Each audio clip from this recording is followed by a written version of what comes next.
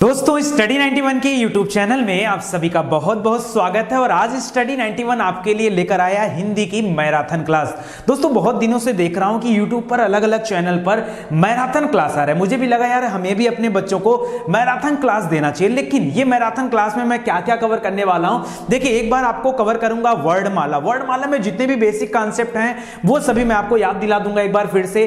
शब्द रचना हो गया, वाक्य रचना हो गया, भाषा और बोलियां हो गई, समास हो गया, संधि हो गया, लिंग हो गया, रस हो गया, कारक हो गया, अलंकार हो गया। ये सभी जो मोस्ट इंपॉर्टेंट पॉइंट्स है ना, ये मैं इस एक ही क्लास में कवर करने वाला हूं। तो कहीं ना कहीं आपके एग्जाम में बहुत ज्यादा हेल्प मिलेगा इस वीडियो को देखने के बाद। अगर आप कोई भी एग्जाम देने जा रहे हैं तो मैं चाहूंगा सबसे पहले इस वीडियो को एक बार जरूर देख लें, क्योंकि आपका जो मेन कॉन्सेप्ट है वो एकदम क्लियर हो जाएगा। ठीक है, चलिए स्टार्ट करते हैं। अगर आपको इस तरह के अच्छे वीडियो चाहिए तो जल्दी से हमारे चैनल को सब्सक्राइब करें और बेल आइकन को प्रेस करना न भूलें। और एक बात बड़ी ध्यान से समझ लीजिए, हमारे स्टडी 91 चैनल पर सभी विषय को चैप्टर वाइज डिटेल से पढ़ाया गया। सिर्फ हिंदी नहीं, आप हर एक विषय को आकर के डिटेल से पढ़ सकते हैं। ठीक है, चलिए स्टार्ट करते हैं। सबसे पहले मैं अपनी कहानी शुरू करूंगा वर्णमाला से। ठीक है, अब बात अगर वर्णमाला की आई गई है तो बहुत सारे टर्म्स यहां पर हैं जो बड़े कठिन है, लेकिन मैं यहां पर बताने जा रहा हूं ह्रस्व स्वर के बारे में। आप सभी को पता है दोस्तों ह्रस्व स्वर क्या होता है, दीर्घ स्वर क्या होता है। देखिए सिंपल सी बात है, जिन स्वरों के उच्चारण में कम समय लगे, कम समय लगे। देखिए ह्रस्व का मतलब ही होता है क्या, कम। जिनके उच्चारण में कम समय लगे वो ह्रस्व है, और जिनके उच्चारण में ज्यादा समय लगे वो दीर्घ है। जिनके उच्चारण में कम समय लगे ह्रस्व, जिनके उच्चारण में ज्यादा समय लगे दीर्घ स्वर कहलाता है। ठीक है, बात आती कौन ह्रस्व स्वर है, तो जितने स्वर हैं, स्वरों की कुल संख्या कितनी है 11। ठीक है, अब जितने स्वर हैं उनमें से देख लीजिए किसके उच्चारण में कम समय लगेगा। अ कम समय लग रहा है, आ ज्यादा समय लगेगा, ई कम समय लगेगा, ई ज्यादा समय लगेगा। तो बस देख लीजिए इस तरह से देखेंगे तो ह्रस्व स्वरों की संख्या कितनी है 4। और यही ह्रस्व स्वर ही क्या कहे जाते हैं, मूल स्वर कहे जाते हैं। अभी आगे आपको बताऊंगा मूल स्वर, तो इन्हीं को मूल स्वर कहा जाता है। अ, ई, उ और री, ये 4 होते हैं मूल स्वर। तो याद रखेगा ह्रस्व स्वर और मूल स्वर। दूसरा है दीर्घ स्वर। बाकी के जितने बचते हैं 7, 7 4 11 हो जाएगा। तो ये देखिए 7 यहां पर दिए हैं। ठीक है, कौन कौन सा, आ, बड़ी ई, बड़ा ऊ, ए, ऐ, ओ, औ। इन सब में ज्यादा समय लगता है, इस वजह से इनको दीर्घ स्वर कहा जाता है। दोस्तों आपसे एक लाइन में पूछ देता है बस खाली कि दीर्घ स्वरों की संख्या कितनी है, बताइए 7। ठीक है, ह्रस्व स्वरों की संख्या कितनी है, बताइए 4। मूल स्वरों की संख्या कितनी है 4। या इसके अंदर से पूछ सकता है कि ए क्या है, ये ह्रस्व स्वर है या दीर्घ स्वर है, तो आपको बताना पड़ेगा भाई ये दीर्घ स्वर के अंतर्गत आता है। एक और है दोस्तों आगत स्वर, ये जो बोलते हैं ना अ, जो अ आता आवाज आता है अ, तो इसको आगत स्वर कहा जाता है। ठीक है, आगे है संवृत्त स्वर। ये थोड़ा सा स्टैंडर्ड में यहां पे हाई कर दिया। संवृत्त स्वर कौन सा है, तो बड़ी ई और बड़े ऊ को, बड़ी ई ऊ, जिसमें ज्यादा आपका वोट बनता है ना, जैसे ई तो आपको खींचना पड़ेगा और आवाज निकालना पड़ेगा, तो ई ऊ, तो याद रखिए क्या हो जाएगा, ये संवृत्त स्वर कहलाता है। क्या होता है, संवृत्त। आगे देखिए अर्ध संवृत्त। अब इसी का जो छोटा रूप है, ई का छोटा रूप क्या है, ई, और ऊ का छोटा रूप क्या है, ऊ। तो ई ऊ यानी छोटा ई और छोटा ऊ ही क्या कहलाते हैं, ये अर्ध संवृत्त कहे जाते हैं। ठीक है, और संवृत्त में इसी का बड़ा वाला भाई आ जाता है। ठीक है, एक और होता है विवृत्त। विवृत्त तो यहां पर आ, ऐ, आ, याद रखेगा आ। ठीक है, ऐ, औ और आ, ये तीनों होते हैं विवृत्त में। इसी तरह से अर्ध विवृत्त में क्या हो जाएगा, इसी का छोटा और इसका छोटा और इसका छोटा, और एक अलग से हमने ला के रख दिया जिसको हम आगत बोलते थे। ठीक है, तो इनको मिलाकर बनता है अर्ध विवृत्त। याद रखिए एक प्रश्न और यहां इंपॉर्टेंट है, स्वरों की कुल संख्या कितनी है, तो 11 है, और व्यंजनों की कुल संख्या कितनी है, 41 है। 11 प्लस 41 मिला देंगे तो कितना हो जाएगा, 52 हो जाएगा। इस तरह से हमारी वर्णमाला में कुल संख्या कितनी है, तो 52 है। इंग्लिश का जस्ट 2 गुना, इंग्लिश में 26, हिंदी में 52। आगे देखिए करा स्पर्श व्यंजनों की संख्या कितनी है। स्पर्श व्यंजन दोस्तों, स्पर्शी व्यंजन होते हैं टोटल 25, लेकिन 25 के अलावा 2 को और भी कहीं कहीं पर शामिल मान लिया जाता है। इस वजह से कहीं कहीं पर 27 या तो 25 तो एकदम फिक्स है। कैसे, क से लेकर म तक, क ख ग घ ङ च छ ज झ ञ ट ठ ड ढ अ ड़ त थ द ध न प फ ब भ म, यहां तक हो जाता है। क से लेकर म तक ये 25 होते हैं टोटल, ठीक है। तो याद रखिए ये आपके क्या कहे जाते हैं, ये स्पर्शी व्यंजन कहे जाते हैं, स्पर्शी व्यंजन, ठीक है। और इसके अलावा दो अगर अलग से ऐड किए जाते हैं तो याद रखिए ड के नीचे बिंदी और ढ के नीचे बिंदी ये अलग से हैं, तो इनको भी कभी कभी स्पर्शी व्यंजन में डाल दिया जाता है, बट आप 25 याद रखो, ठीक है। आगे देखिए अंतस्थ व्यंजन, अंतस्थ जो अंदर से निकलते हैं, यर अलावा, कौन सा, यर अलावा, 4 होती है इनकी संख्या। और इसी तरह से उष्म, जिसके बोलने से गर्मी निकलती है, श ख श ह, अपने मुख के सामने हाथ रख के बोलिए श ख श ह, ये चारों ऐसे शब्द हैं जो क्या होते हैं, याद रखिए उष्म, गर्मी निकलती, इसलिए इसका नाम है उष्म व्यंजन। इसी तरह से याद रखिए संयुक्त व्यंजन, उनकी संख्या भी 4 है, छत्र ज्ञ श्र, कौन से, छत्र ज्ञ और श्र, उनको भी याद रखेगा, वो संयुक्त व्यंजनों में आते हैं, ठीक है। तो ध्यान रखिएगा यहां पर लिखा है आगत व्यंजनों की कुल संख्या कितनी है, 2। तो याद रखिए आगत व्यंजनों की कुल संख्या 2, ठीक है। ज के नीचे बिंदी और फ के नीचे बिंदी अलग अलग भाषाओं से लिए गए हैं, ठीक है। अर्धस्वर किसे कहा जाता है, य और व को अर्धस्वर कहा जाता है। अब जो नहीं पढ़ा होगा परीक्षा में कैसे करके आएगा, नहीं कर पाएगा, ठीक है। ये सभी मैं डिटेल में पढ़ाया हूं, हिंदी की वीडियो आकर देखो, सब कुछ बहुत डिटेल में पढ़ाया गया। आज तो मैराथन क्लास है, इस वजह से थोड़ा सा स्पीड में लेकर चल रहा हूं क्योंकि आपके रिवीजन करने का समय है, ठीक है। य और व को अर्धस्वर कहा जाता है। लुंठित व्यंजन किसे कहा जाता है, तो र को लुंठित व्यंजन कहा जाता है। पार्श्विक व्यंजन किसे कहा जाता है, ल को पार्श्विक व्यंजन कहा जाता है। इसी तरह से कहता है उष्म संघर्षी, अरे चाहे उष्ण कहो चाहे उष्ण संघर्षी कहो, ये स ख श ही होते हैं, ठीक है। और उत्क्षिप्त में याद रखिए ड और ढ आते हैं, उत्क्षिप्त, ठीक है, उत्क्षिप्त। और ये जो ज और फ दे रहा है ये आगत में आते हैं, ठीक है, याद रखिएगा। अब देखिए आपका बहुत कंफ्यूजन होता है अघोष, सघोष, अल्प प्राण, महाप्राण, ये मैं आपको बताने जा रहा हूं। पहले अल्प प्राण महाप्राण समझ लो।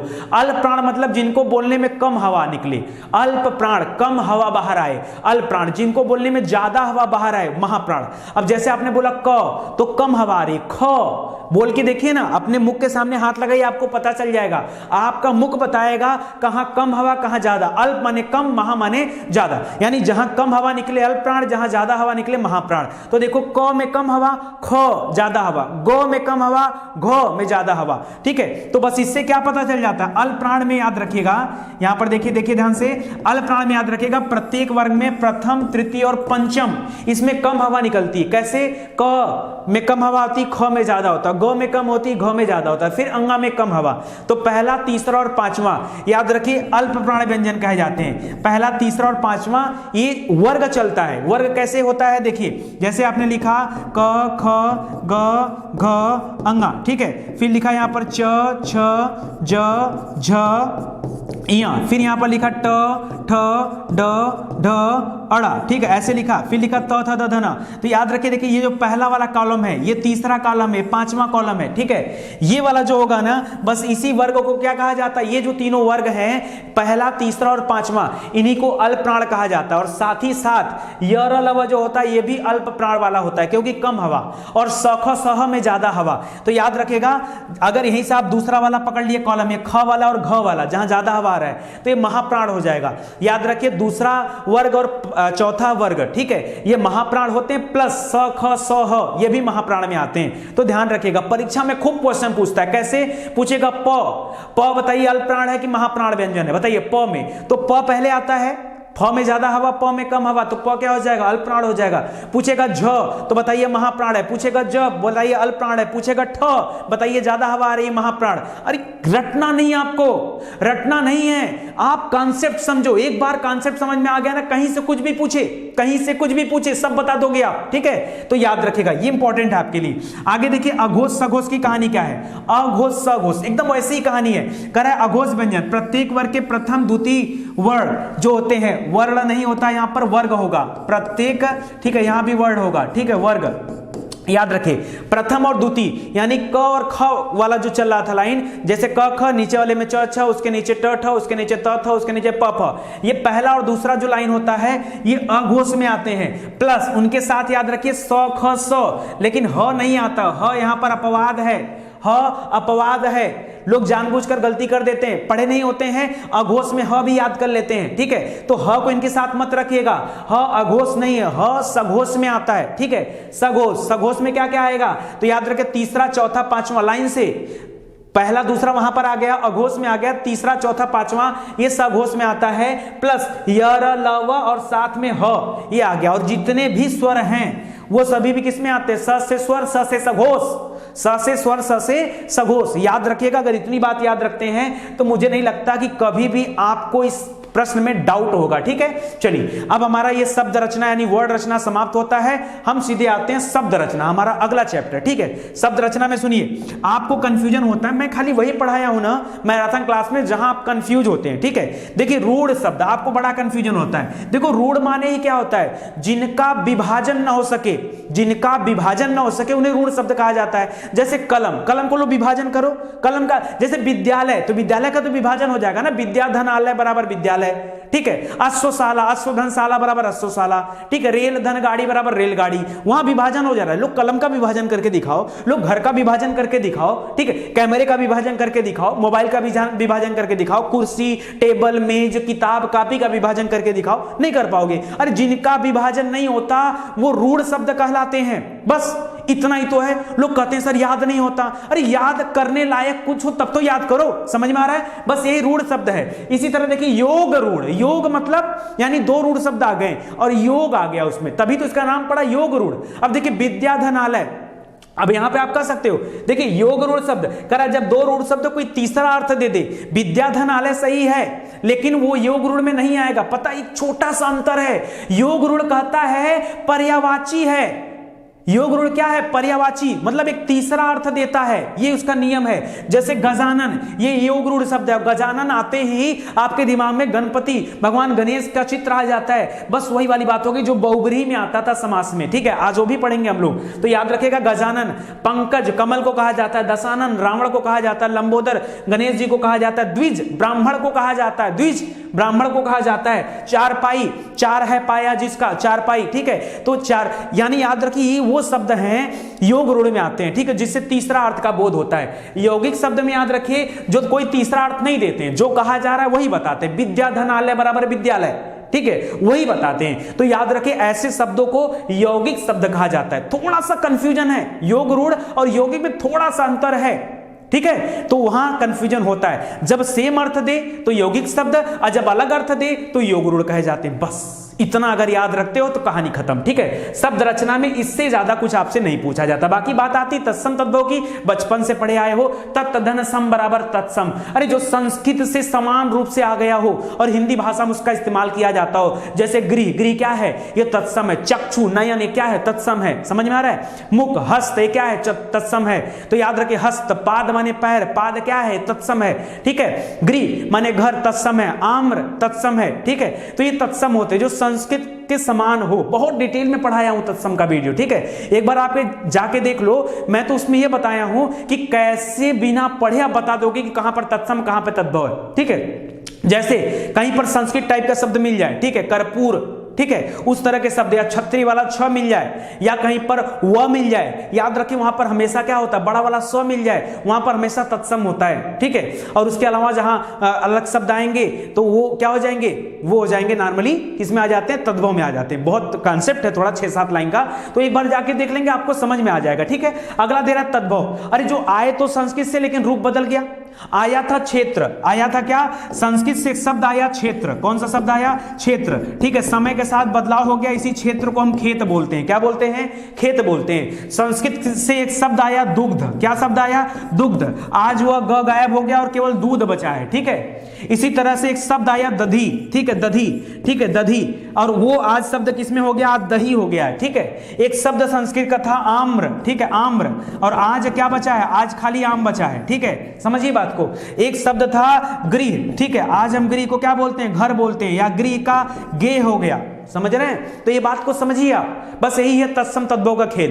तो इसको आप ध्यान रखिए, परीक्षा में इसी तरह से चीजें पूछी जाती हैं। डिटेल में आप वीडियो जाके देखेंगे, समझ में आ जाएगा। आज मैराथन क्लास में मैं सिर्फ आपको याद दिलाने के लिए हाजिर हुआ हूं। देखिए अगला है वाक्य रचना। बड़ा चिंता होता है आपको, सर वाक्य रचना क्यों? परीक्षा में 3 तरह के वाक्य होते हैं, सरल वाक्य, मिश्रित वाक्य और संयुक्त वाक्य। आप कंफ्यूज हो जाते हो, सर क्या सही क्या गलत, कैसे याद किया जाए? सिंपल टेक्निक बताता हूं, आप याद कर लो। ठीक है, अगर इतनी बात याद रखोगे परीक्षा में कोई कंफ्यूजन नहीं होगा। देखो सरल वाक्य, सरल वाक्य ऐसे मत देखो, कुछ लोग कहते हैं जो सरल वाक्य दिखे वो तो दिख जाएगा, ऐसा नहीं होता है। सुनो, दो तरह की चीजें होती है, एक सब्जेक्ट होता है, एक प्रेडिकेट होता है, ठीक है। उद्देश्य और विधेय का नाम सुने हैं, बस वही आप समझिए।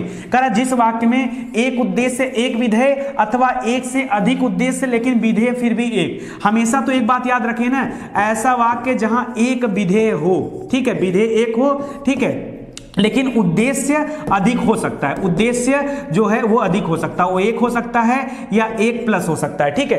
तो उद्देश्य एक या एक से अधिक हो सकता है लेकिन विधेय फिक्स हो, केवल एक ही विधेय हो, वहां पर क्या होता है सरल वाक्य। जैसे एग्जांपल समझिए, कभी जिंदगी में नहीं बोलेंगे। एक एग्जांपल दे रहा, मैं स्कूल जा रहा हूं, मैं स्कूल जा रहा हूं, मैं यहां पर क्या है, मैं उद्देश्य हूं, मैं स्कूल जा रहा हूं, स्कूल जाना क्या है, ये विधेय है, ठीक है। मैं अपने मित्रों के साथ स्कूल जा रहा हूं, जाना स्कूल ही, क्योंकि विधेय एक ही होना चाहिए, सब्जेक्ट बदल सकते हैं, समझ रहे हैं, ये उद्देश्य बदल सकता है। मैं और मेरे साथ मेरे मित्र आ गए, मेरे साथ मेरे दोस्त आ गए, मेरे साथ मेरा परिवार आ गया, मेरे साथ मेरा भाई बहन मेरी पत्नी आ गई, ठीक है। तो याद रखिए, जैसे मैं अपने पत्नी के साथ विद्यालय जा रहा हूं, मैं अपने पत्नी के साथ घूमने जा रहा हूं, मैं अपने भाई के साथ घूमने जा रहा हूं, तो यहां पर क्या हो जाएगा, मैं और मेरा भाई, ये क्या है, ये उद्देश्य है, और विधेय क्या है, घूमने जाना, टहलना, मूवी देखना, ठीक है, जहां जा रहे हो वो आपका विधेय हो गया। तो यहां पर सरल वाक्य होगा, यानी ऐसे स्टार्टिंग में आपको ये इस जैसा दिख सकता है लेकिन जा रहा था ये वही रहेगा, ये चेंज नहीं होगा, वहां पर होता है सरल वाक्य, वहां पर क्या होता है, सरल वाक्य, ठीक है। चलिए आगे देखता हूं, आगे संयुक्त वाक्य। एक छोटी सी ट्रिक आपकी जीवन बदल देगी, क्योंकि परीक्षा में गलती नहीं होगा। सुनिए ध्यान से क्या कह रहा हूं, देखिए संयुक्त वाक्य, नाम क्या दे रहा है, संयुक्त, और इसी के तरीके से मिश्रित वाक्य होता है, इसीलिए आप कंफ्यूज होता है कि संयुक्त और मिश्रित का मतलब तो एक ही होता है, लेकिन नहीं, एक नहीं, थोड़ा सा अलग है। कह रहा जिस कथन में एक से अधिक उद्देश्य और एक से अधिक विधेय हो, मैं और मेरा भाई अभी तक स्कूल जा रहे थे, ठीक है, लेकिन अगर मैं और मेरा भाई के साथ दो काम होने लगे, दोनों अलग अलग जाने लगे, बस यही तो विधेय बदल गया, उद्देश्य भी अलग अलग हैं, एक या एक से अधिक उद्देश्य और एक या एक से अधिक विधेय भी हो गया, तो ऐसे में क्या उत्तर हो जाएगा, वहां पर हो जाएगा संयुक्त।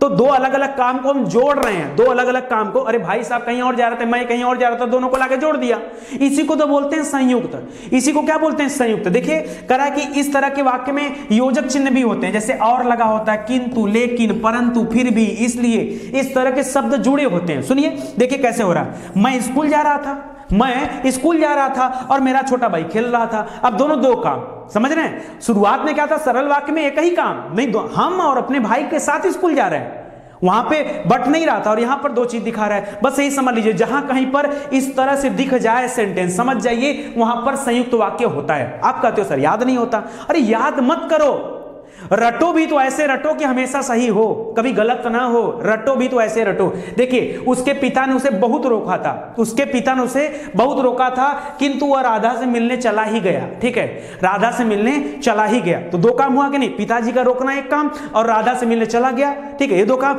तो जब कहीं ऐसा होता है तो ये और जो यहां पर देखिए योजक चिन्ह है, किंतु है, यहां पर और है, इस तरह के चीजों के साथ जुड़ा होता है। जब दो सेंटेंस होगा तो जाहिर सी बात है बीच में कुछ ना कुछ नियोजक चिन्ह चाहिए, तो यही होता है, ये संयुक्त वाक्य का उदाहरण है।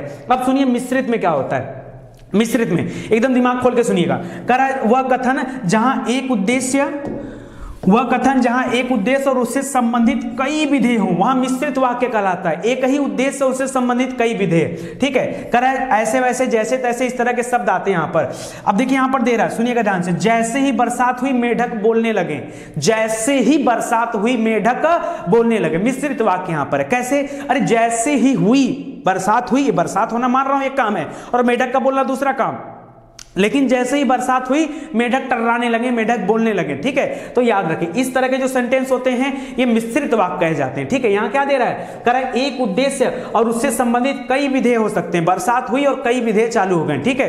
तो याद रखिए। अब देखिए इसी में एक और कंफ्यूजन होता है आपका, कृतवाच्य, कृतवाच्य, भाववाच्य, आपने नाम सुना है ना, बड़ा कंफ्यूजन होता है आपको, कृतवाच्य, कर्मवाच्य, भाववाच्य। देखिए कृत में क्या होता है, कह रहा है जहां ये आपका मैं पढ़ा रहा हूं वाक्य रचना, वाक्य रचना में पूछता है, कह रहा है कि जहां कथन में कर्ता प्रधान हो, अरे तभी तो नाम पड़ा कृतवाच्य, समझ रहे हैं। जहां कर्मवाच्य होगा वहां कर्म प्रधान होगा, जहां कृतवाच्य वहां कर्ता प्रधान होगा। अरे तो रटते काहे लिए हो, रट काहे लिए हो। अब कर्ता प्रधान कैसे हो जाएगा, एग्जाम्पल बताएगा, सुनिए एग्जाम्पल क्या कर रहा है, कह रहा अध्यापक हिंदी पढ़ा रहा है, तो प्रधान कौन है, किसकी प्रधानता बताई जा रही है, पूरे क्लास में क्या और किसी की बात की जा रही है, इतनी बड़ी क्लास है, बात किसकी कर रहे हैं, अध्यापक की, अध्यापक हिंदी पढ़ा रहा है, अध्यापक ही करता है, वही करता धरता है, तो यहां पर क्या है, कृतिवाच्य है। छात्र हिंदी पढ़ रहे हैं, पूरी क्लास में किसकी बात कर रहे हैं, अध्यापक को हटा दिया, नेग्लेक्ट कर दिया, छात्र की बात कर रहे हैं। छात्र हिंदी पढ़ रहे हैं, छात्र हिंदी पढ़ रहे हैं, तो यहां पर छात्र को देख लिया तो छात्र यहां पर करता है, हाँ ठीक है, तो यहां पर भी कृतवाच्य हो जाएगा। इसी तरह से जब प्रभाव कर्म पर पड़ता है तो वहां पर कर्मवाच्य होता है। दोस्तों मजा आ रहा है पढ़ने में, बस इसी तरह से मजा आएगा क्योंकि हमारे यहां पे हर एक चैप्टर को डिटेल से ही पढ़ाया जाता है। ये तो मैं मैराथन क्लास दे रहा हूं इसलिए आपको और भी मजा आ रहा होगा। एक बार आके आप डिटेल में पढ़ो ना, इतना बेहतरीन आपको समझ में आएगा कि मुझे नहीं लगता कि दोबारा आपको कहीं कोचिंग करने की जरूरत होगी। आप घर बैठे इत्मीनान से पढ़ाई कर सकते हैं। बहुत लोगों को कंफ्यूजन होता है कि ये पॉसिबल नहीं है, पॉसिबल है आज की डेट में। ऐसे ही नहीं, मात्र 2 से 2.5 साल हुआ, 2 से 2.5 साल के अंदर 13 लाख से अधिक बच्चे, 13,80,000 से अधिक बच्चे ने अपना क्या दिखाया है, अपने आप को यहां पाया स्टडी 91 पर और बहुत कुछ सीखा। यहां से बहुत सारे बच्चों ने सिलेक्शन लिया। आप आके कमेंट पढ़ो ना, आपको समझ में आएगा कि औरों से हम बेहतर क्यों हैं। क्यों? क्योंकि हम वो देते हैं जो आपकी जरूरत है। चलिए बातचीत ज्यादा नहीं, सीधे काम पर आते हैं। अब देखिए दे रहा कर्मवाच्य, यानी जहां पर कर्म प्रधान, जैसे वहां पर कर्ता प्रधान था वैसे यहां पर कर्म प्रधान। जब आप सेंटेंस बोलोगे ना तो वहां पर कर्म की प्रधानता आपको नजर आएगी। देखिए कैसे, सुनिएगा ध्यान से।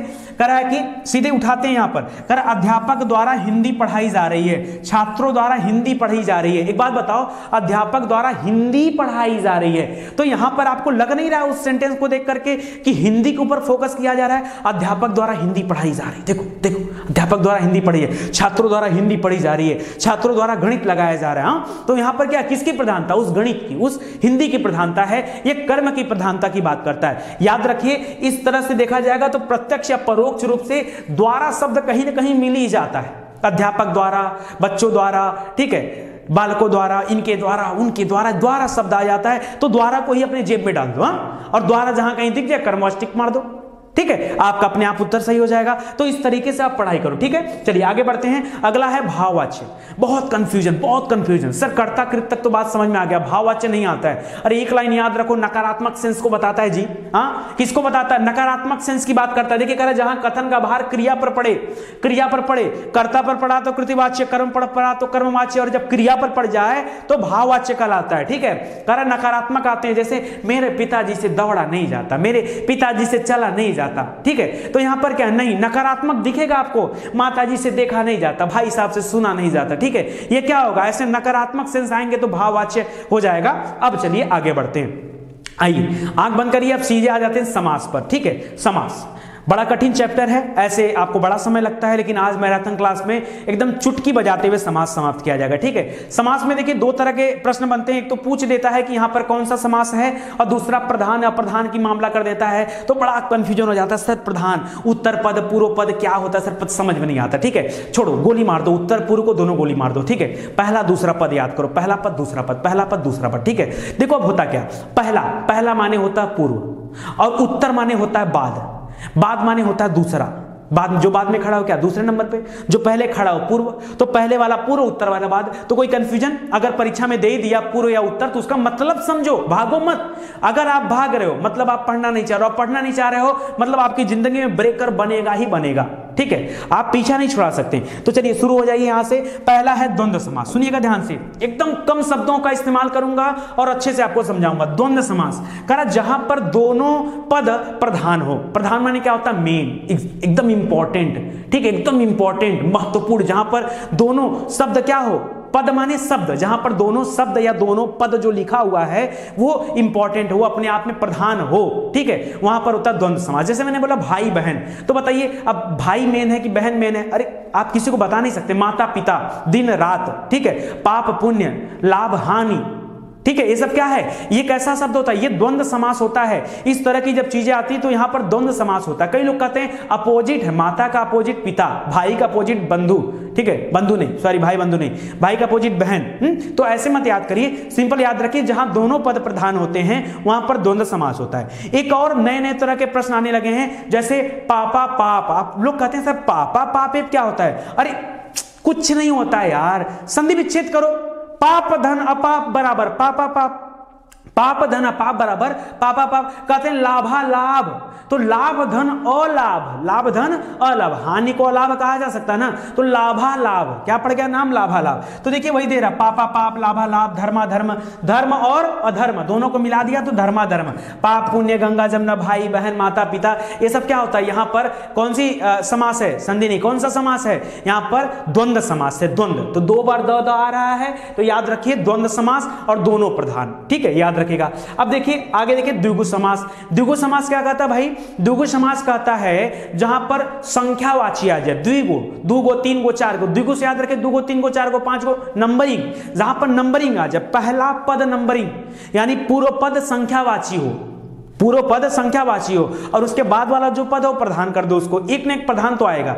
या ऐसा भी होता है कि जहां दोनों अप्रधान होते हैं, अभी बताता हूं आपको। तो देखिए यहां पहला पद संख्यावाची है, दूसरा पद प्रधान, जैसे पंचवटी, पंचवटी कामा लगा दी, यहां पर पंचवटी, तो पंच शब्द आ गया ना, पंच माने 5, चौराहा में 4 आ गया, दोपहर में 2 आ गया, दुपट्टा में 2 आ गया, नवग्रह में 9 आ गया, नवरात्रि में 9 आ गया, तो यहां पर कौन सा समास हो जाएगा। कहीं भी अगर नंबरिंग दिख जाए आपको, आंख बंद करके क्या करिए वहां पर, द्विगु समास। लेकिन याद रखिए सब में हावी होता है बहुब्रीहि, सब में हावी क्या होता है, बहुब्रीहि। कभी कभी ऐसे भी द्विगु समास मिलते हैं, जैसे मैंने बोल दिया दशानन, दशानन बोल दिया ना, 10 है आनंद, जिसके आनंद माने होता है सिर, जिसके 10 सिर है, ठीक है, तो दशानन क्या हो जाता है यहां पर, दशानन है वो द्विगु समास है। लेकिन अगर आपके एग्जाम में अगर ये प्रश्न आए और वहां ऑप्शन में बहुब्रीहि भी दिया हो तो याद रखिए बहुब्रीहि सही हो जाएगा। बहुब्रीहि सबका बाप होता है, बहुब्रीहि सबका बाप होता है, ऐसे सिंपल सा आप बात याद रखो। अगर बहुब्रीहि आ गया तो बहुब्रीहि हो जाएगा, क्यों, उससे हर आदमी डरता है। द्विगु वहां शांत हो जाएगा, बहुब्रीहि वहां पर राजा हो जाएगा। क्यों, क्योंकि दशानन किसको कहा जाता है, रावण को। और जहां पर्यावाची वाला मामला आ जाता है, जहां पर्यावाची वाला मामला आ जाता है, जैसे योग रूढ़ में आता था वही हाल है, जहां पर्यावाची वाला मामला आ जाता है वो बहुब्रीहि समास हो जाता है। तो दशानन किसका है, ये बहुब्रीहि समास में आ जाएगा। जैसे मैंने कहा चतुर्भुज, ठीक है, चतुर्भुज, अब वहां 4 की बात कर रहा है, वहां तो है द्विगु समास, लेकिन अगर ऑप्शन में बहुब्रीहि दिया तो चतुर्भुज किसको कहते हैं, जिनके पास 4 भुजाएं, भगवान विष्णु, ठीक है। तो ये क्या हो जाएगा, अपने आप उत्तर बदल जाएगा और बहुब्रीहि आपका सही उत्तर हो जाएगा। तो थोड़ा आपको ध्यान देना है अगर परीक्षा में बहुब्रीहि दे दिया है तो, ठीक है। आगे देखिए बहुब्रीहि समास कह रहा जहां पर दोनों पद अप्रधान, इसमें कोई प्रधानता नहीं होती, जहां दोनों प्रधान होते हैं वो द्विगु होता है, और जहां दोनों अप्रधान होते हैं वहां पर क्या होता है, वहां बहुब्रीहि समास होता है। तो याद रखिएगा जैसे दशानन, जैसे त्रिनेत्र, त्रिनेत्र किसको कहा जाता है, हर चीज में आपको एक नाम नजर आएगा। त्रिनेत्र बोला भगवान शिव की याद आ गई, महादेव बोला भगवान शिव की, महादेव नहीं होगा, महादेव में दूसरा होता है। पीतांबर, पीला है अंबर जिसका, ठीक है, भगवान विष्णु। नीलकंठ भगवान शिव, ठीक है। लंबोदर गणेश जी की बात कर, गजानन गणेश जी की बात करें, ऐसे होता है, ठीक है। लंबा है उदर जिसका, लंबोदर, ठीक है, इस तरह से होता है। तो इसको याद रखिएगा बहुब्रीहि समास। अगला देखिए कर्मधारय, बहुत इंपॉर्टेंट है, परीक्षा में खूब आता है कर्मधारय। सुनिए कह रहा कि यहां पर पहला पद अप्रधान है, दूसरा पद प्रधान, पहला अप्रधान, ठीक है, दूसरा पद प्रधान। जैसे मैंने कहा महादेव, तो महाधन देव, तो महा में बताइए महान और देव माने देवता, देव में जो सबसे महान है महादेव भगवान शिव। तो देव इंपॉर्टेंट है कि महान इंपॉर्टेंट है, बताइए। तो देव इंपॉर्टेंट से देव को प्रधान, यानी उत्तर पद प्रधान है और पूर्व पद क्या है, पूर्व पद अप्रधान होता है इसमें, ठीक है। इसी तरह से पीतांबर, पीला है अंबर जिसका। इसी तरह से नील कमल, नीला कमल, ठीक है, तो कमल मेन है, कंठ मेन है, महात्मा में महान धन आत्मा, ठीक है, तो आत्मा मेन है। तो याद रखिए उत्तर पद प्रधान होता है, पूर्व पद क्या होता है, अप्रधान होता है। और यहां पर क्या हो जाता है, याद रखिए यहां पर कर्मधार है। लेकिन अगर परीक्षा में यहां भी बहुब्रीहि दे दिया तो महादेव किसका नाम है, भगवान शिव का नाम है, तो उत्तर तो बहुब्रीहि सही हो जाएगा। तो बहुब्रीहि अगर आ जाता है तो परीक्षा में थोड़ा ध्यान दीजिएगा, अदरवाइज फिर क्या हो जाएगा, महादेव, पीतांबर, नीलकंठ, सब क्या होते हैं, ये होते हैं कर्मधारय समास के अंतर्गत। अव्ययी में क्या होता है, जहां पर पहला पद अव्ययवाची आ जाए। अव्ययवाची मतलब अव्यय, अव्यय वो शब्द होते हैं जिनसे कई शब्दों का निर्माण होता है। जैसे यहां पर दे दिया यथाशक्ति, अब यथा से कई सारे शब्द बनते हैं, यथाशक्ति, यथाशीघ्र, यथावत, ठीक है, यथोचित, तो बहुत सारे शब्द बनते हैं। तो यथा क्या है, ये क्या है, याद रखिए उपसर्ग है, लगे हाथ उपसर्ग प्रत्यय भी समझ लीजिए। उपसर्ग किसी शब्द के पहले लगता है, प्रत्यय किसी शब्द के बाद में लगता है, ठीक है, तो याद रखिएगा। जैसे यहां पर दे दिया प्रति, अब प्रति क्या है, प्रति ये क्या होता है, ये एक तरह का उपसर्ग है। प्रति से बहुत शब्द बनते हैं, प्रतिमाह, प्रतिदिन, प्रत्येक, ठीक है, तो प्रति से बहुत कुछ बन सकता है। तो यहां पर क्या हो जाएगा, अव्ययी भाव समास, ये अव्यय हो गया। अनुरूप, अनुरूप से भी बहुत बनता है, अनुरूप, अनुचर, ठीक है, अनुगमन, तो याद रखे बहुत कुछ बनता है, अनुसरण, ठीक है। इसी तरह से आमरण, आमरण, आगमन, ठीक है, ये सब याद रखिए, इंपॉर्टेंट है। आ लग गया तो आ हो गया, अनु हो गया, प्रति हो गया, ये सब क्या है, ये सब उपसर्ग होते हैं, तो ध्यान दीजिएगा, परीक्षा में आता है। इसके अलावा धीरे धीरे, बार बार, कभी कभी, इस तरह के जो शब्द आते हैं, यहां भी क्या होता है, यहां भी अव्ययी भाव समास होता है, अव्ययी भाव समास। ज्यादातर लोग इसको गलती से द्वंद्व समास कर लेते हैं। क्यों? जैसे माता पिता में डैश लगा होता है, वैसे यहां भी डैश है, तो कहते डैश से डैश मिल गया, द्वंद्व उत्तर हो गया। नहीं, गलत हो जाएगा, द्वंद्व नहीं उत्तर होगा, धीरे धीरे, कभी कभी, बार बार, ठीक है, इस सब में क्या है, अव्ययी भाव समास है, ध्यान दीजिएगा। अगला है तत्पुरुष समास, करा कि जहां पहला पद सहायक और दूसरा पद प्रधान होता है, वहां पर होता है, ठीक है। जैसे राजपुत्र, राजा का पुत्र, तो राजा मेन है, ठीक है। राज रानी, राजा की रानी, राजा मेन है, ठीक है। रोगग्रस्त, ठीक है, रोगग्रस्त, रोग से ग्रस्त, ठीक है। घुड़सवार, घोड़े पर सवार, तो याद रखिए यहां पर तत्पुरुष हो जाए। ऐसे भी याद कर सकते हैं, जो इन पांचों में नहीं आता वो इस छठे पे आता है, ठीक है, वो तत्पुरुष होता है, ऐसे समझ लीजिए। अगला देखिए नई तत्पुरुष, नई तत्पुरुष, प्रतत्पुरुष, ठीक है, और अलुक, ये तीन आते हैं परीक्षा में, तो आप इसमें भी परेशान हो जाते हैं। देखिए नई में भी नकारात्मकता की बात आएगी, अ या अन शब्द शुरू होगा, जैसे अनदेखा, अनसुना, अनहित, अनबन, अशुद्ध, ठीक है। अन या अ शब्द आ जाए तो वहां पर नई तत्पुरुष, एकदम आंख बंद करके करिए। डिटेल से पढ़ना हो तो वीडियो देखिए, और मैराथन क्लास में आना है और इसका देखना है तो आप सीधे सीधे आप ट्रिक याद करिए, क्योंकि यही जरूरी है। पेपर नजदीक है आपका और आपको यही तरीका फॉलो करना है। प्रादि तत्पुरुष में प्रा दिया गया है तो प्र से ही शब्द स्टार्ट होगा, ठीक है। जैसे प्र उपसर्ग आएगा, जैसे प्रमाण, प्रचलित, प्रमेय, प्रखर, ये क्या है, प्र से शुरू होगा। और अलुक तत्पुरुष याद रखिए, दो याद रखिए, परीक्षा में यही दो खूब आते हैं, जैसे युधिष्ठिर और मनसी, युद्ध में स्थिर रहने वाले को युधिष्ठिर कहा जाता है, ठीक है। तो याद रखिए भाई, आप लोग पढ़े हैं कि नहीं, अनेक शब्दों के लिए एक शब्द, हाँ एकदम पढ़ के रहिए, बहुत अच्छे अच्छे पढ़ाए गए हैं, तो आप आकर वीडियो देख सकते हैं। आगे बढ़ते हैं दोस्तों, और संधि पढ़ते हैं। क्यों? संधि, ठीक है, अब संधि सिखाता हूं। संधि विच्छेद तो मैं नहीं बता पा रहा हूं यहां पर, क्योंकि समय नहीं है, इसलिए स्पेशली आपको संधि ही बता दे रहा हूं कि संधि आप समझ जाओ। वैसे अगर आप संधि समझ गए तो विच्छेद भी आप कर ही ले जाओगे। कैसे? ये जो तरीका बता दिया आपको, देखिए परीक्षा में कभी भी गुण संधि आ जाए, ठीक है, गुण संधि, तो देखिए आपकी किताब में बहुत कुछ दिया, लेकिन मेरे हिसाब से आप खाली इसको ध्यान दो। ए ओ अर, कहीं पर ए ओ अर नजर आए तो वहां पर क्या है, गुण संधि। कैसे? अरे ए माने ए की मात्रा, ओ माने ओ की मात्रा, ऐसे समझो। कहीं पर ए की मात्रा नजर आए, कहीं पर ओ की मात्रा नजर आए, ए की मात्रा ऐसे और ओ की मात्रा ऐसे, चाहे ए की मात्रा, चाहे ओ की मात्रा, और चाहे अर कहीं पर नजर आए, तो याद रखिए अर माने उड़ंती वाला रह जाएगा, ठीक है। तो वहां पर क्या हो जाएगा, गुण संधि। चलिए अब आपको दिखाता हूं तरीका।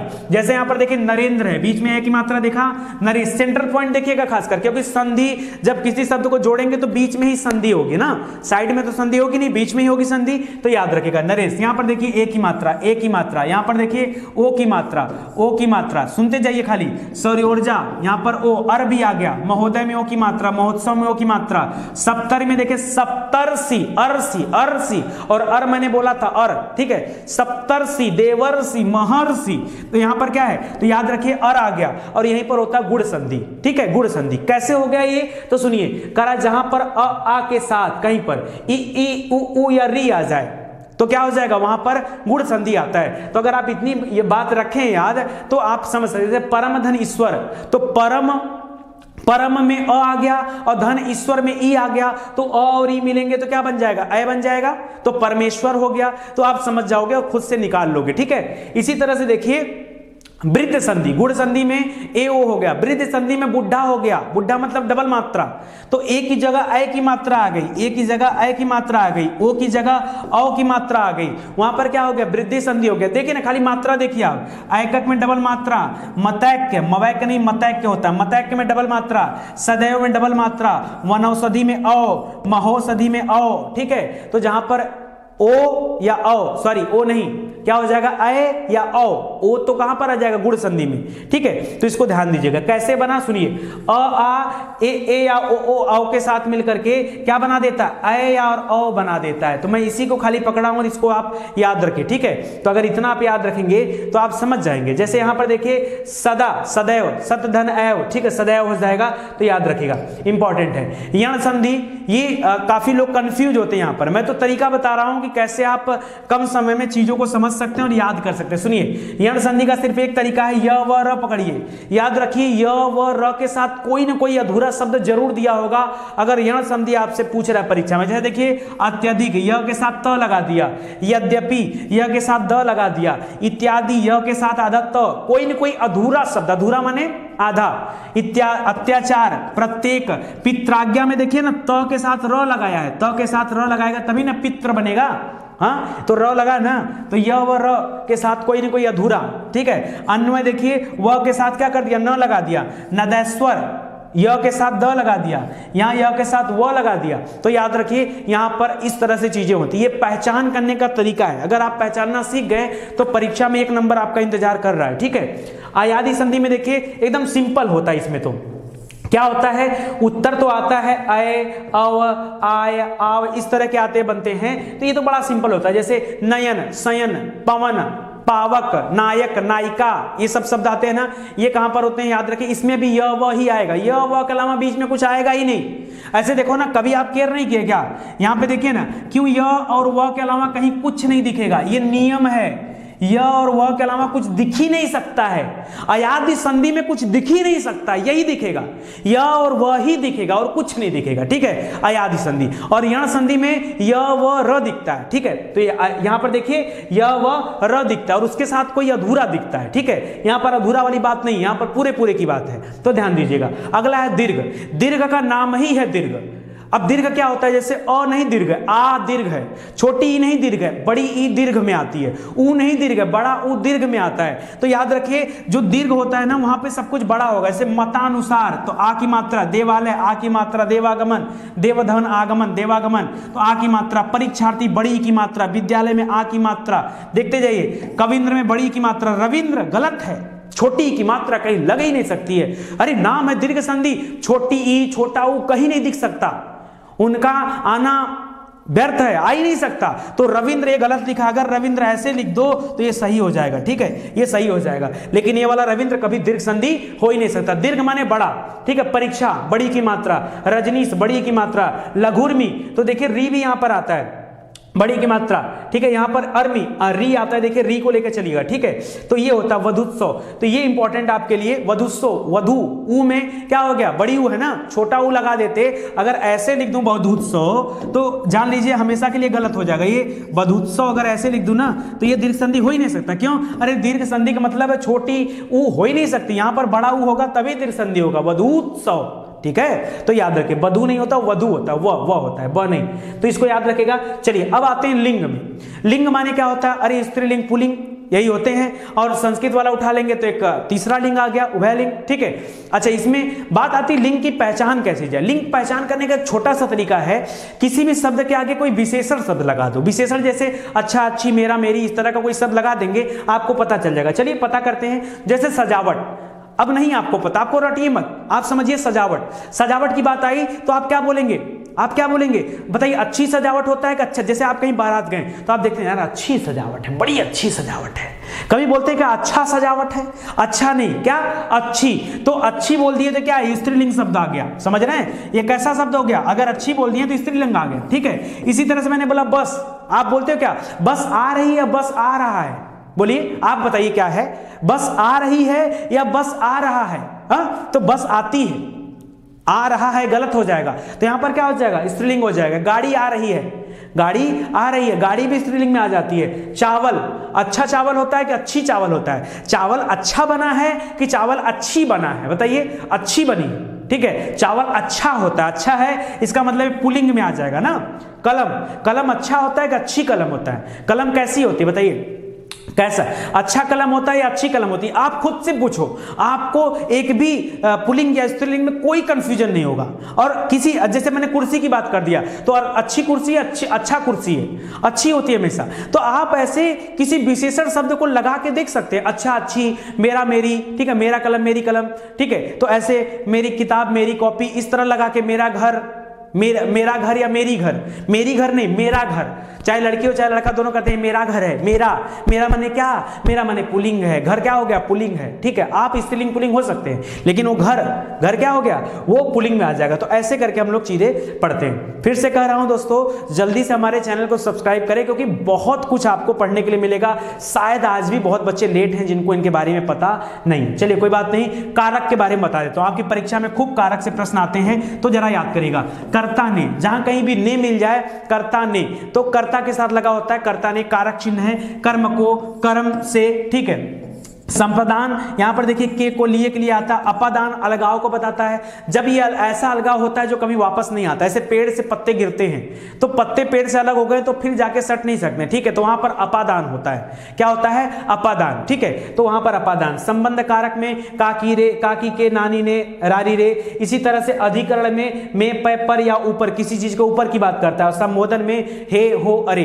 दोस्तों बहुत डिटेल में पढ़ाया हूं विथ एमसीक्यू, यानी आपको क्वेश्चन आंसर भी कराया गया है कि आप देखो परीक्षा में क्वेश्चन बनता कैसे है। चलिए आगे बढ़ते हैं, अलंकार के बारे में बता देता हूं। अलंकार मुख्यतः कितने आपको पढ़ने हैं? वैसे दो अलंकार होते हैं, शब्दा और अर्थालंकार, ठीक है। अलंकार, अलंकार क्या? जो काव्य की शोभा को बढ़ा दे, अलंकार कहलाते हैं। दो तरह के अलंकार, शब्दालंकार और अर्थालंकार। पहले शब्दालंकार पढ़ते हैं। शब्दालंकार ये 5 टाइप के, स्पेशली इसमें भी 3 ही मेन है, अनुप्रास, यमक, श्लेष, ठीक है। उसके बाद वक्रोक्ति, पुनरोक्ति, तो बहुत है ऐसे, ठीक है। आगे बढ़ते हैं। अब देखिए इसमें अनुप्रास अलंकार, सुनिएगा अनुप्रास अलंकार में क्या? अनुप्रास वैसे 5 टाइप में आता है, ठीक है। अनुप्रास अलंकार में सिर्फ इतना याद रखिए, जहां पर वर्ड की आवृत्ति बार बार हो, वर्ड की आवृत्ति बार बार हो। चंदू के चाचा ने चंदू के चाची को चांदनी, रात में चांदी के चम्मच से चटनी चटाई, च च च च च, जितना भी आ जाए। ये तो एक ऐसा मैं बोल दे रहा हूं ताकि आप, क्योंकि बचपन से आप सभी को याद है तो आसान होता है याद दिलाना, ठीक है, तो याद रखिएगा। तो उसी तरह से समझिए। इसी तरह से यहां पर है छेकानुप्रास, तो ये इंपॉर्टेंट है, यहां लोग अक्सर आके फंस जाते हैं। छेकानुप्रास याद रखें, जहां पर वर्ड की आवृत्ति एक बार हो सिर्फ, वहां पर कौन सा अनुप्रास होता है? छेकानुप्रास। ये अभी लेटेस्ट मुझे लगता है 1 वीक के अंदर मैं पढ़ाया हूं आपको, 1 वीक के अंदर, इसलिए इसमें बहुत डिटेल से मैं नहीं बता रहा हूं, ठीक है, हल्का ही बता रहा हूं। अभी 1 हफ्ते भी नहीं हुआ पढ़ाने हुए, इसलिए थोड़ा जल्दी कर रहा हूं, ठीक है। तो याद रखिएगा, जहां पर वर्ड की आवृत्ति एक बार हो, सिर्फ एक बार हो, तो याद रखिए वहां पर छेकानुप्रास। वृत्त्यानुप्रास में जहां पर वर्ड की आवृत्ति 1 से अधिक बार हो, वहां पर वृत्त्यानुप्रास। और लाटा में यहां पर वर्ड की कहानी छोड़कर वाक्य पे बात आ जाती है, जहां पर एक वाक्य की आवृत्ति 1 से अधिक बार हो, ठीक है, वही हमसे, हमको लिखे हुए हैं कहां, हमको लिखे हुए हैं कहां, वो आ जाएगा, ठीक है। और याद रखिए जहां सुनने में अनुप्रास हो, कहत, नटत, रटत, खिजत, ठीक है, वहां पर होता है, ठीक है, सुनने में अनुप्रास। और अंत्यानुप्रास, जो अंत में पंक्ति का अंतिम वर्ड जो है यहां पर समान हो, वहां पर होता है अंत्यानुप्रास। इसको ध्यान रखिएगा, ठीक है। अनुप्रास मतलब सिंपल याद रखें, जहां पर एक ही शब्द बार बार आए, एक वर्ड, शब्द नहीं, एक वर्ड बार बार आए, वहां पर होता है। लेकिन अगर शब्द की बात करेंगे दोस्तों, 1 सेकेंड, यहां पर देखिए, नहीं कुछ गड़बड़ हो रहा है क्या? अच्छा, यहां पर एक साथ ही मैंने करा दिया है कि आप एक साथ देख लो। अनुप्रास में एक वर्ड की आवृत्ति बार बार होती है, और यमक में एक शब्द जो होता है 2 या 2 से अधिक बार आता है। लेकिन यमक की खासियत होती है कि दोनों शब्द का अर्थ अलग अलग होता है। जैसे कनक, कनक तय सौगुनी मां दक्ता अधिकाय, जो खाए बौरा है सब, जो पाए बौरा है, ठीक है। तो यहां पर क्या, एक कनक का मतलब धतूरा, दूसरे कनक का मतलब सोना। तो कनक कनक 2 बार लिखा, लेकिन अर्थ अलग अलग है। यदि अर्थ अलग अलग है तभी यमक रहेगा, ठीक है। 3 बेर खाती वह है, 3 बेर खाती है वह, 3 बेर खाती है, ठीक है। तो एक बार 3 बेर की बात कर रहा है, 3 यानी 3 पीस, बेर माने बईर, और एक बार 3 बार की बात कहा जा रहा है, ठीक है। तो इस तरह से अलग अलग है, हर बेर का मतलब अलग है। तो याद रखिए यमक अलंकार, अगर यही एक ही अर्थ देने लगे तो याद रखिए वहां पर क्या हो जाएगा? पुनरोक्ति अलंकार हो जाएगा। क्या हो जाएगा? पुनरोक्ति। अगर अर्थ ही एक देने लगे तो एक ही शब्द से कनक, कनक का मतलब अगर सेम हो जाए तो वहां पर क्या हो जाएगा? पुनरोक्ति हो जाएगा। श्लेष मतलब होता है चिपका हुआ, चिपका हुआ का मतलब होता है जहां पर एक शब्द के कई अर्थ होते हैं, 2 नहीं कई अर्थ होते हैं एक ही शब्द के, वहां होता है श्लेष अलंकार। और वक्रोक्ति में क्या है? जहां कहां कुछ और जाए और अर्थ कुछ और हो, ठीक है। तो याद रखें वहां पर क्या होता है? वक्रोक्ति अलंकार होता है। बहुत डिटेल में पढ़ाया हूं, आप जाकर देख सकते हैं, ठीक है। चलिए अर्थालंकार में देखिए, उपमा, रूपक और उत्प्रेक्षा इंपॉर्टेंट है। उपमा अलंकार किसे कहते हैं? जहां पर उपमेय में उपमान को समान बताया जाए। जैसे देखिए सीता जी का मुख चंद्रमा के समान है, समानता दिखाई जा रही है, तो जहां समानता होगी वहां पर उपमा अलंकार होता है। चंद्रमा के समान है बताया जाएगा, आप शेर के समान हैं, ठीक है, आप राम के समान है, तो समानता के लिए किसी के साथ जो आपकी तुलना की जाएगी तो वहां पर उपमा अलंकार है, ठीक है। और महाकवि कालिदास जी को उपमा अलंकार का सम्राट कहा जाता है, ठीक है। आगे देखिए रूपक अलंकार। अब देखिए यहां से कहानी बदल जाती है, ठीक है, कहानी ये बदलती है, कह जहां पर उपमेय और उपमान में कोई भेद आरोप न हो। जैसे सीता जी का मुख चंद्रमा है, समानता की नहीं जा रही, उनके मुख को ही चंद्रमा बता दिया गया। आप शेर के समान है, समानता नहीं, आप ही शेर हैं, आप शेर हैं, ठीक है, आपको ही शेर कह दिया गया। तो ऐसे में उपमा समाप्त हो गया। जब उपमा हट गया तो क्या आ जाता है? रूपक आ जाता है। क्या आ जाता है? रूपक। बस यही कहानी है, ठीक है। अगर आप ये 2 लाइन समझ जाते हैं, अगर समान आ गया, अगर समानता दिखाई जाएगी तो समान जैसे शब्द का इस्तेमाल किया जाएगा, और अगर डायरेक्टली बता दिया गया तो फिर वहां पर क्या हो जाएगा, रूपक अलंकार हो जाएगा। इसी तरह से देखिए रूपक अलंकार यहां पर देखिए दे रहा है, महाकवि तुलसीदास जी को रूपक अलंकार का सम्राट माना जाता है और कालिदास जी को उपमा अलंकार का सम्राट माना जाता है। उत्प्रेक्षा अलंकार, उत्प्रेक्षा में क्या होता है, जहां खाली संभावना बताई जाए, और जब संभावना बताई जाएगी तो जानो मानो जानो मानो इस तरह के शब्द आएंगे, ठीक है। जैसे थी किस अनंग के धनु की वह शिथिल सिंजनी दुहरी, अलबेली बहुलता या मानो सूर्य की नौ लहरी। तो ये मानो, जानो, मानो इस तरह के शब्द का इस्तेमाल होगा तो उत्प्रेक्षा अलंकार है, ठीक है, याद रखिएगा। थोड़ा सा रस में बता देता हूं, रस में अस्थाई भाव आपसे परीक्षा में खूब पूछता है, अस्थाई भाव। जैसे श्रृंगार रस, श्रृंगार रस में अस्थाई भाव क्या होता है, रति, ठीक है। इसमें वियोग श्रृंगार का नाम आपने सुना होगा, ठीक है, तो वो सब याद रखिएगा। अभी अलंकार हो गया, रस हो गया, और भाषा और बोलियां, ये भी विद इन वीक में पढ़ाया हूं, इस वजह से यहां बहुत ज्यादा समय नहीं दे रहा हूं। आप जाकर के एक बार डिटेल में चीजों को पढ़ सकते हैं, देख सकते हैं। वीर रस में क्या होता है, उत्साह, रणवीर चौकड़ी भर भर कर, ठीक है, इस तरह से होता है। तो वहां पर वीर रस, दूध मांगोगे तो खीर दूंगा, कश्मीर मांगोगे चीर दूंगा, ये सब क्या होता है, रस आता है। यहां पर जिसको बोलने से मात्र से उत्साह आ जाए वहां पर क्या होता है, वीर रस होता है। करुण रस, जहां शोक की बात आ जाए, ठीक है, किसी का देहांत हो गया, कुछ एक्सीडेंट हो गया, वहां पर शोक वाली बात आ गई तो वहां पर करुण रस होता है। हास्य रस में हंसने वाली बात आ जाती है। भयानक रस में भय की बात आ जाती है। रौद्र रस में क्रोध की बात आती है। विभत्स में जुगुप्सा, ठीक है, जुगुप्सा याद रखिए, जुगुप्सा याद रखिए। अच्छा, जुगुप्सा में एक चीज और याद रखिए, जैसे क्या बोलते हैं, जिनको देख करके घृणा आ जाए आपके मन में, उनको भी कहा जाता है विभत्स या जुगुप्सा। जैसे लाश सड़ रही है, ठीक है, बजबजा रही है, तो वहां पर क्या है, घृणा आ जाएगी, ओहो कितना गंदा, तो विभत्स याद रखेगा। अद्भुत में विस्मय या आश्चर्य, और शांत रस में निर्वेद या वैराग्य, ठीक है, तो याद रखेगा। इसी तरह एक वात्सल्य भी है, वो भक्ति से संबंधित है। आगे देखिए, अगर हिंदी भाषा और बोलियों के बारे में बात करें तो खास करके हिंदी भाषा को 5 उपभाषाओं में बांटा गया है। पूर्वी हिंदी, बिहारी हिंदी, पश्चिमी हिंदी, राजस्थानी हिंदी और पहाड़ी हिंदी, ठीक है। अलग अलग जगह से इनका उत्पत्ति माना गया है। जैसे पूर्वी हिंदी जो है यह अर्धमागधी से निकला हुआ माना जाता है, बिहारी को मागधी से निकला हुआ माना जाता है, पश्चिमी को और राजस्थानी दोनों ही सौरसेनी से निकला हुआ माना जाता है, जबकि पहाड़ी हिंदी को खस सौरसेनी या भ्रंशी कहते हैं, इससे निकला हुआ माना जाता है। थोड़ा सा और पढ़ लेते हैं। पश्चिमी हिंदी की बात करूं तो पश्चिमी हिंदी जो भारत के पश्चिम साइड में बोली जाती हो, ठीक है, पश्चिमी हिंदी, इसका जन्म सौरसेनी से हुआ है। इसमें कई सारी उपभाषाएं और आती हैं, जैसे खड़ी बोली, ये दिल्ली, मेरठ, बिजनौर, सहारनपुर वाले क्षेत्र में बोली जाती हैं। इनको स्पेशली कौरवी का नाम दिया जाता है, ठीक है, कौरवी। दूसरा है ब्रज भाषा, ब्रज के क्षेत्रों में आगरा, मथुरा, वृंदावन, यहाँ पर क्या है, ब्रज भाषा बोली जाती है, ठीक है। आगे कह रहे कन्नौजी कन्नौज में, ठीक है। बुंदेली दोस्तों ये बुंदेलखंड के पास, छतरपुर मध्य प्रदेश, उत्तर प्रदेश के कुछ हिस्सों में। बांगरू ये रोहतक, ये हरियाणा के पास पड़ता है, दिल्ली से आगे, ठीक है। तो याद रखिए यहाँ पर हरियाणवी भी इसको कहा जाता है। इसी तरह से राजस्थानी, इसका जन्म भी सौरसेनी से हुआ माना जाता है। जयपुरी हो गया, जयपुर में बोला जाता है। निमाड़ी याद रखिए, खंडवा मध्य प्रदेश में है, ठीक है, याद रखिएगा। आगे दे रहा है मालवी दोस्तों, मालवा के पठार के पास है मालवी, उज्जैन में। मालवा की गंगा किसे कहा जाता है, क्षिप्रा नदी को, ठीक है। मारवाड़ी ये जोधपुर हो गया, ठीक है, वहां पे बोला जाता है, जोधपुर, बीकानेर। भील वहां की बहुत बड़ी जनजाति उनके नाम पर पड़ा है, तो राजस्थान याद रखेगा। इसी तरह से पूर्वी हिंदी पूर्व के साइड में, ठीक है। अगर इस माना जाए तो बिहार वाले साइड में खासकर है यहाँ पर अवधि।